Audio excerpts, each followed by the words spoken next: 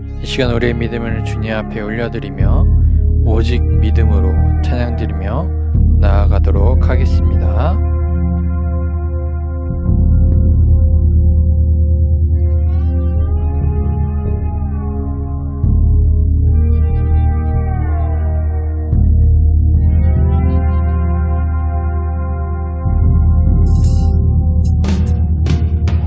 세상은 들리고 사람들은 변하여도 나는 주를 섬기리. 주님의 사랑은 영원히 변하지 않네. 나는 주를 신뢰해. 오직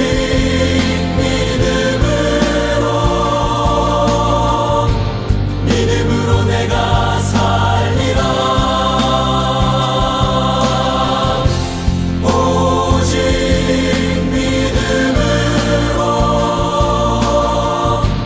믿음으로 내가 살리라.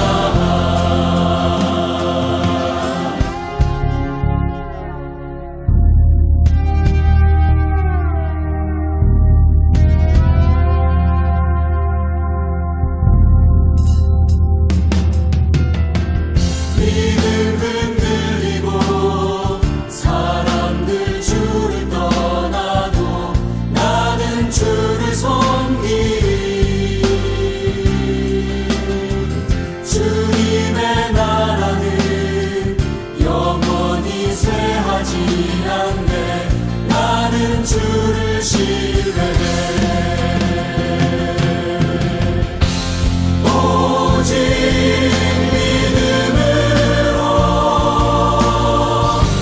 믿음으로 내가 살리라. 오직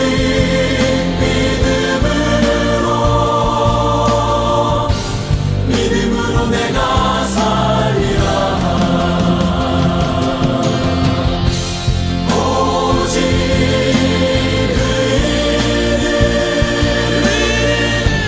믿음으로 말미암아 살리라.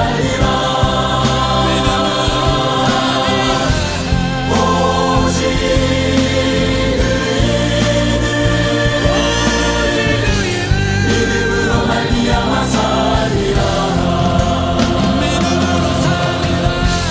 오직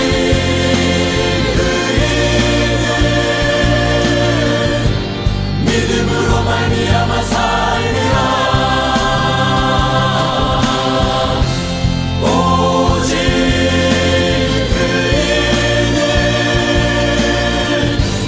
믿음으로 말미암아 살리라.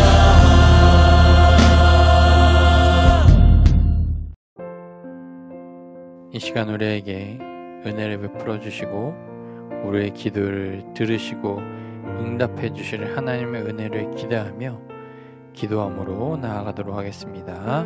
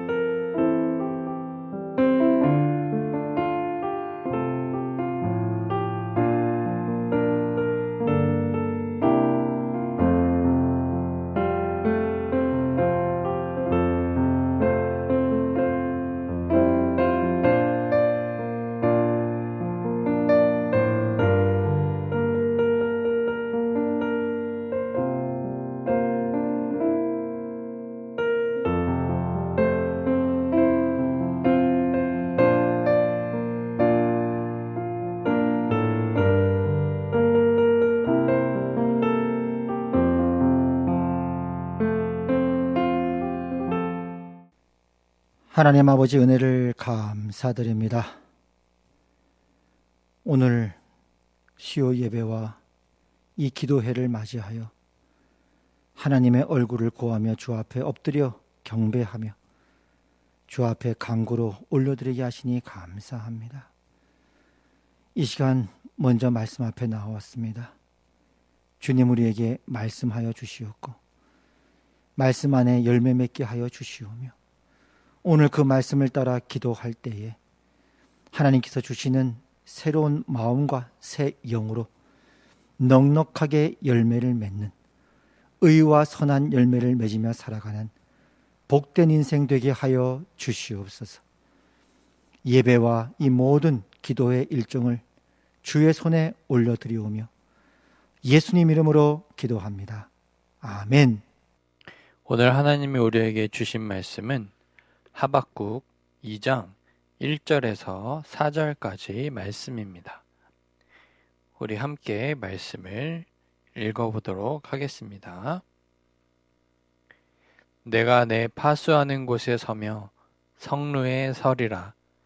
그가 내게 무엇이라 말씀하실는지 기다리고 바라보며 나의 질문에 대하여 어떻게 대답하실는지 보리라 하였더니 여호와께서 내게 대답하여 이르시되 너는 이 묵시를 기록하여 판에 명백히 새기되 달려가면서도 읽을 수 있게 하라. 이 묵시는 정한 때가 있나니 그 종말이 속히 이르겠고 결코 거짓되지 아니하리라. 비록 더딜지라도 기다리라. 지체되지 않고 반드시 응하리라.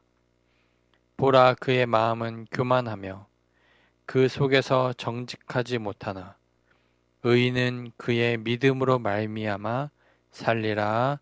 아멘.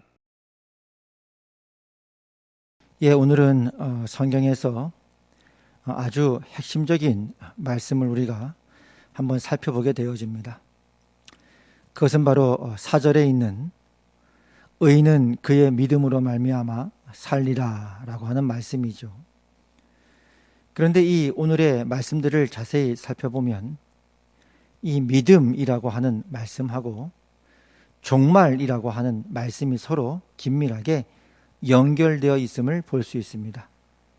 바로 이제 3절에는 종말이라는 말이 나오고 이어 4절에는 믿음이라는 말이 나오죠. 이 묵시는 정한 때가 있나니 그 종말이 속히 이르겠고 결코 거짓되지 아니하리라. 비록 더딜지라도 기다리라. 지체되지 않고 반드시 응하리라. 반드시 끝이 있다. 종말이 있다. 이 말씀을 이렇게 우리가 이해할 수 있습니다. 하나님께서 이 세상 역사 속에 이 세상의 드라마는 반드시 끝이 있고 종말이 있고 우리가 보는 지금 이 보이는 세상이 드라마의 끝은 아니다.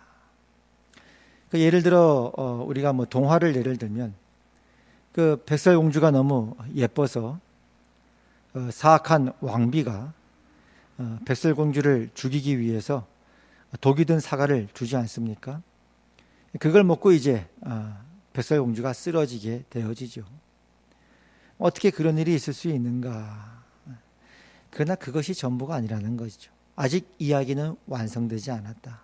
끝이 있다. 종말이 있다. 지금 보는 이 세상이 전부가 아니라 우리가 죽음 이후에는 하나님의 영원한 심판이 있고 또 하나님의 구원이 있고 천국이 있고 지옥이 있다. 악인에게는 영원한 형벌이 기다리고 있는 것이고 의인에게는 하나님의 은혜와 보상이 기다리고 있는 것이다. 이렇게 말씀한 것으로 이해할 수 있습니다. 그래서 이제 성경에도 보면은 그 종말을 이야기할 때 늘 두 가지 면을 같이 이야기합니다. 그 의인은 의인의 부활이 되는 것이니까 그 주님의 마지막 날, 종말의 날에는 기쁨이요, 보상이요, 또 기다림이요, 구원이요, 또 소망의 날이 되는 것이고요. 악인은 악인으로 부활하게 되니까요. 그에게는 심판이요, 두렵고 크고 무서운 날이 될 것이라고 두 가지 면을 다 말씀하고 있는 것이죠. 이 믿음, 그래서 우리도 이제 사도신경에 보면 우리가 다시 사는 것, 부활을 믿고 영원히 사는 것, 영생을 믿습니다 라고 마지막 부분에 매주마다 우리가 고백하지 않습니까? 이와 같이 이 믿음과 이 종말에 대한 이 신앙은 서로 함께 긴밀하게 연결되어 있는 것이죠. 근데 이 신앙을 가졌느냐 안 가졌느냐에 따라서 사실상 그 각각의 인생의 방향과 내용이 결정되게 되어집니다. 그럴 수밖에 없죠. 예를 들어 뭐 우리가 죽으면 아무것도 없다. 그냥 먼지로 돌아가는 것에 불과하다. 하나님도 계시지 않고 심판도 없고 뭐 구원도 없고 천국도 없고 지옥도 없다. 먼지뿐이다. 뭐 우리야 예수님을 믿는 믿음이 우리 안에 주어져 있고 우리 안에 이 신앙이 선물로 들어왔기 때문에 그렇게 생각해 본 적이 예수님 믿은 이유는 당연히 없고 그 신앙 안에 믿음 안에 우리가 살고 있고 또 하나님의 뜻대로 살려고 참 애쓰고 있지만은 그러나 이제 안 믿는 사람 입장에서 그렇게 생각한다면 이렇게 살지 않겠죠, 우리처럼. 그거는 뭐 당연히 단지 먼지뿐에 불과하다면 굳이 누가 이렇게 살겠습니까? 먼지인데요. 짧은 7, 80년 인생에 죽으면 그저 자연의 일부로 흙에 돌아가는 것에 불과하다면 사도 바울의 표현에 빌자면 이렇게 표현되는 거죠. 만일 죽은 사람이 살아나지 못했다면, 종말이 없다면, 심판도 없고 구원도 없고 천국도 지옥도 없다면 내일 죽을 터이니 먹고 마시자 할 것입니다. 당연한 기결이 되는 것입니다. 윤리도덕적이냐, 그 사람이 무슨 군자냐, 아니면 일상적인 평범한 범인이냐, 뭐 그렇게 뭐 종교로 윤리도덕으로 가자는 것이 아니라 하나님과 우리와의 관계에 있어서 신앙과 믿음으로 가는 것 아닙니까? 그런 만약에 생각을 갖고 있다면, 죽어서 우리가 아무것도 없고 먼지뿐이라면 누가 뭐 열심히 살려고 애쓰겠습니까? 뭐 그렇게 살 이유가 없을 것 같아요. 그러니까 세상 사람은 당연히 어떻게 나오느냐, 인생 뭐 있어까지 거 뭐 한탕 하는 거지. 뭐 어차피 뭐 짧은 인생, 짧고 굵게 사는 거야. 한탕하고 그저 뭐 멋지게 살다가 죽어버리는 거지. 그렇게밖에는 답이 안 나오는 거죠. 아니면 어떤 사람 같은 경우는 일부러 뭐 잊어버리려고 한다든지, 야 죽은 다음에 뭔지 내가 알게 뭐야 생각하지 마. 그냥 오늘 그냥 살자. 아유 난 머리 아파 귀찮아. 일부러 잊어버리려고 한다든지. 아니면 좀 진지한 사람들은 깊은 공허함을 느끼겠죠. 야 인생이 그렇다면, 만약에 죽었는데 먼지에 불과하고 아무것도 없다면 참 허무하지 않느냐. 이게 무슨 인생이 무슨 의미가 있느냐. 그 공허함 속에, 허무함 속에 사는 거 아니겠습니까? 그래서 뭐 세상이 아무리 뭐 유명한 철학자라 할지라도 무신론자들은 이런 결론을 내는 경우도 있어요. 어차피 내가 주어진 운명, 내가 선택한 것도 아니고 이런 운명의 굴레 속에서 죽어서 먼지에 불과하다면 내가 왜 이렇게 고해를 살면서 이 고통스러운 바다를 살면서 먼지로 돌아가야 되느냐. 누가 이 운명을 정해줬느냐. 내가 선택한 것도 아닌데, 태어나고 싶어서 태어나는 것도 아닌데 마지막은 내가 운명을 결정하겠다. 나름대로 뭐가 있는 듯한 말을 하지만 사실은 죽음이에요. 그냥 마지막 운명만큼은 내가 결정하고 싶다. 그래서 스스로 목숨을 끊어버리는 것이죠. 그러니까 우리가 만약에 죽은 다음에 아무것도 없다, 먼지에 불과하다, 그야말로 허무하든지, 아니면 그냥 오늘 하루 그냥 한탕하며 살고 말든지, 허무하고 공허하고 썩는 것이고, 아니면 그것들을 일부러 잊어버리려고 살면서 노력하든지, 그런 죽음 이후의 삶에 대해 관심 없으려고 애쓰든지, 그거 외에는 답이 없는 인생을 살 수밖에 없다. 그냥 필연적인 결과가 되는 것이죠. 근데 반대로 만약에 믿음이 있다, 종말이 있다, 드라마의 끝이 있다, 눈에 보이는 이것이 전부가 아니다. 하나님이 살아계시고, 하나님은 공의로우신 하나님이시고, 하나님의 심판의 보좌가 있고, 그 앞에 우리 모두 나아가게 될 것이고, 우리의 영혼은 결코 죽지 않고 의인은 의인의 부활로, 악인은 악인의 부활로 부활하게 될 것이며, 의인은 의인에 따라, 그 믿음에 따라, 또 그 믿음의 열매에 따라 하나님께서 보상해 주시고 상 주신다. 그러면 그 삶이 완전히 달라지는 거 아니겠습니까? 우리 인생은 목적이 있다, 길이 있다, 먼지로 끝나는 것이 아니라 우리는 하나님의 형상대로 창조함을 받았다, 하나님께서 그렇게 우리를 구원하셨다. 그리고 구원의 완성이 있다. 그런 완전히 다른 인생을 살 수밖에 없는 것이죠. 이와 같이 믿음이라고 하는 것은 그것이 각 사람이 어떤 믿음을 갖고 있느냐에 따라서, 그 믿음이 있느냐 없느냐에 따라서 그 사람의 전체 인생의 방향과 내용을 결정하게 되는 것입니다. 그래서 우리가 교회 다니면 좋고 신앙이 있으면 좋고 없으면 그만이고 그렇게 신앙이라고 하는 걸 무슨 액세서리 정도로 취급할 수 있는 게 결코 아닌 것이죠. 우리 인생을 배에 비유하자면 우리의 신앙이라고 하는 이 믿음이라고 하는 것은 마치 그 배를 움직이는 키와 같은 역할을 하는 것이 바로 신앙이요 믿음이 되는 것입니다. 그래서 성경에 보면요, 이제 교회를 향해 쓴 서신서들이 많이 있잖아요. 믿는다는 걸 전제로 하고 있잖아요. 그러니까 믿는 사람들을 향해, 교회와 성도들을 향해서 하나님께서 쓰신 그 말씀들을 보면 어떻게 보면 하나하나가 다 축복이에요. 예를 들어 두렵고 떨림으로 너희 구원을 이루라. 얼마나 큰 축복입니까? 두렵고 떨림으로 너희의 구원을 이루라는 것은 우리 인생에 목적이 있다는 거예요. 구원을 이루라는 말씀은 이미 구원이 시작됐다는 거예요. 안 믿는 사람들한테는, 죽으면 먼지에 불과한다든지 그렇게 생각하는 사람들한테는 이런 말을 전혀 안 하죠. 그런 사람들한테 두렵고 떨림으로 너희 구원을 이루라고 말하겠습니까? 그 불신자들에게는 예수님 믿으십시오 라고 밖에는 할 말이 없는 거예요. 예수님 믿고 구원받으세요. 하나님의 자녀가 되세요. 하나님과의 관계, 아버지와 자녀의 관계가 돼야 됩니다. 그렇게밖에는 할 수 없는 것이 불신자에 대한 메시지인 겁니다. 근데 그 믿는 자에게는 하나님이 우리의 아버지가 되시고 우리는 그분의 사랑받는 자녀가 되었고 우리의 인생은 고귀하고 가치 있고 하나님의 목적을 갖고 있고 열매가 있고 거기에 하나님의 뜻 가운데 우리가 그 길을 걸어가는 순례자라면 그것조차도 축복이 되는 겁니다.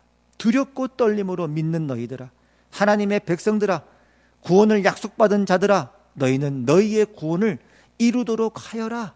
믿음의 선한 싸움을 싸우라. 이런 말씀들은 사실은 다 축복이 되는 겁니다.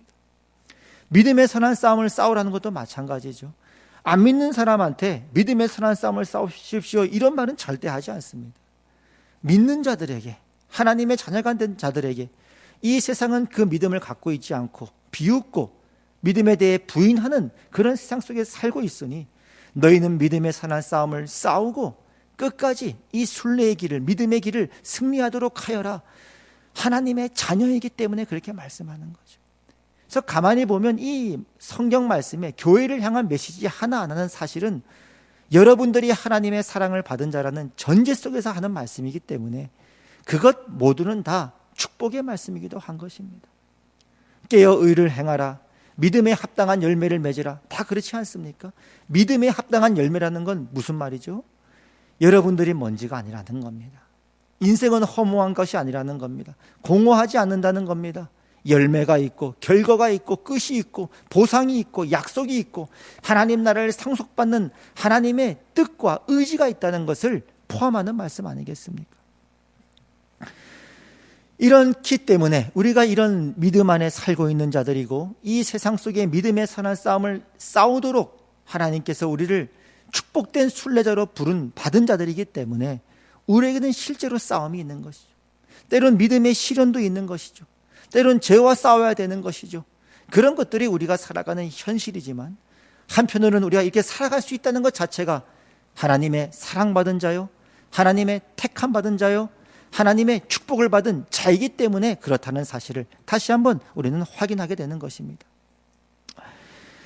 당시에 이제 하박국 선지자 같은 경우는 바로 이런 동일한 믿음의 시련들이 있었죠. 그러니까 하나님을 알지만 하나님의 택함 받은 된 그런 이스라엘 백성, 하나님 나라의 백성으로 살고 있지만 현실적으로는 믿음의 질문들이 있었고 때로는 하나님 앞에 의문들이 있었던 것입니다.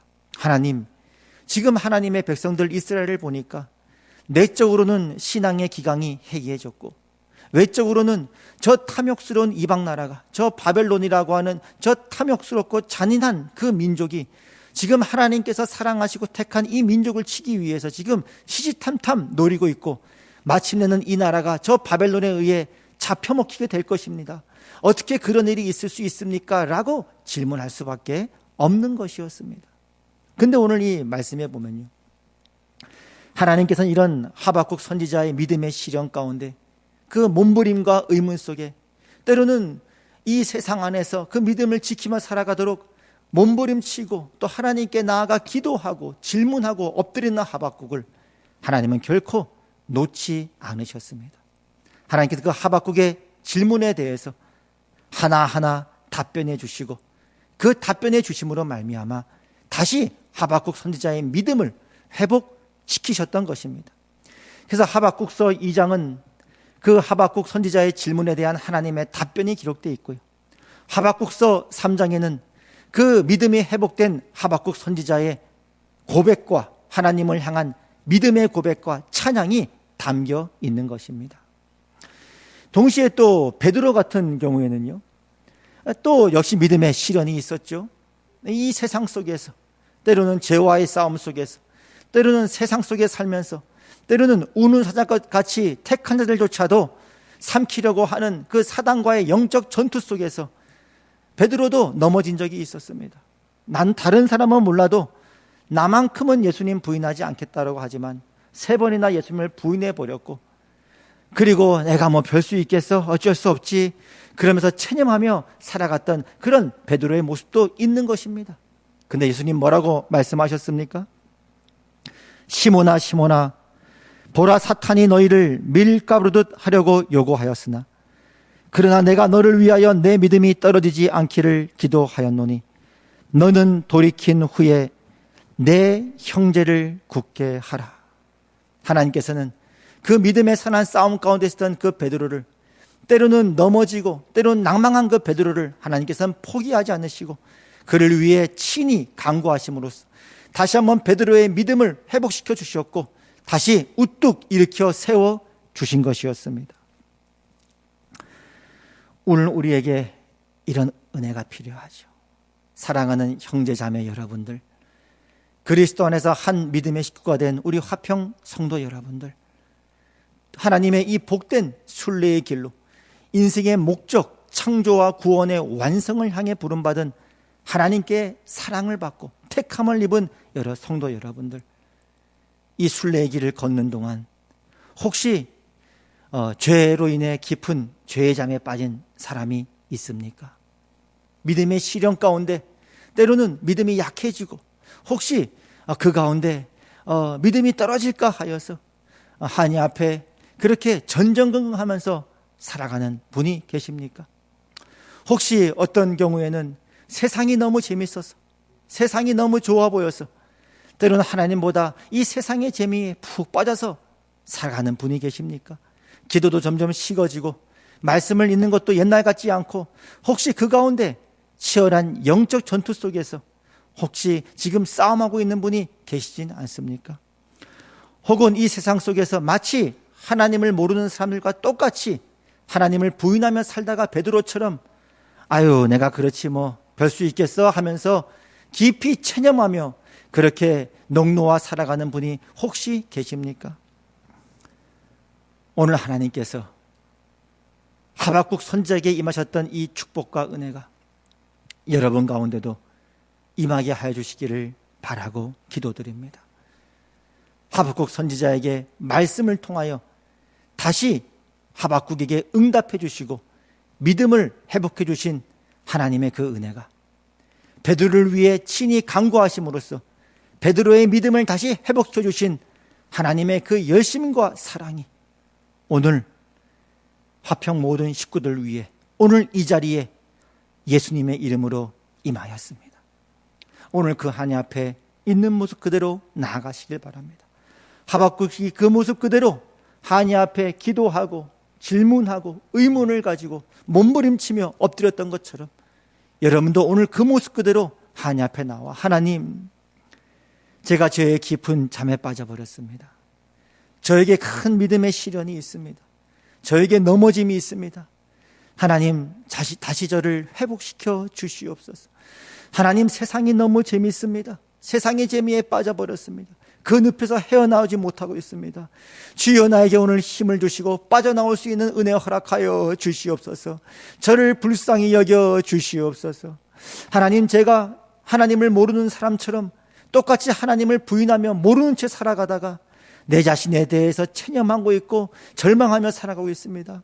하나님, 제가 잘못했습니다. 저를 용서하여 주시옵소서. 은혜를 베풀어 주시옵소서. 하박국에게 임했던 그 말씀으로 저에게 임해 주시고, 베드로를 위해 기도했던 그 하나님께서 저를 위해서도 아버지께 간구하여 주시옵소서. 그렇게 기도하시면서 다시 한번 신앙 안에 우뚝 서 계시는 한 길 가는 순례자로서의 열매와 승리와 축복과 보상이 있기를 바랍니다. 이 시간 기도할 때 하나님, 오늘 우리에게도 은혜가 필요합니다.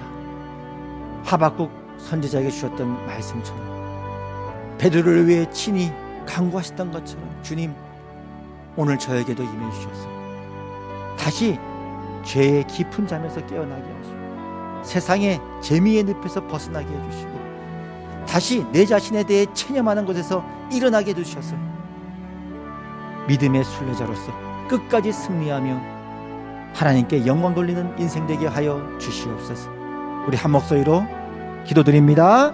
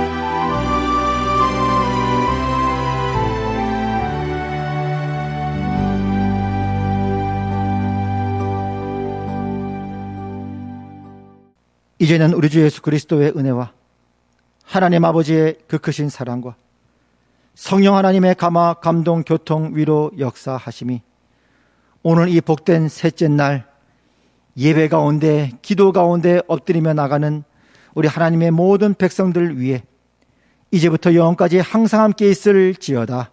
아멘.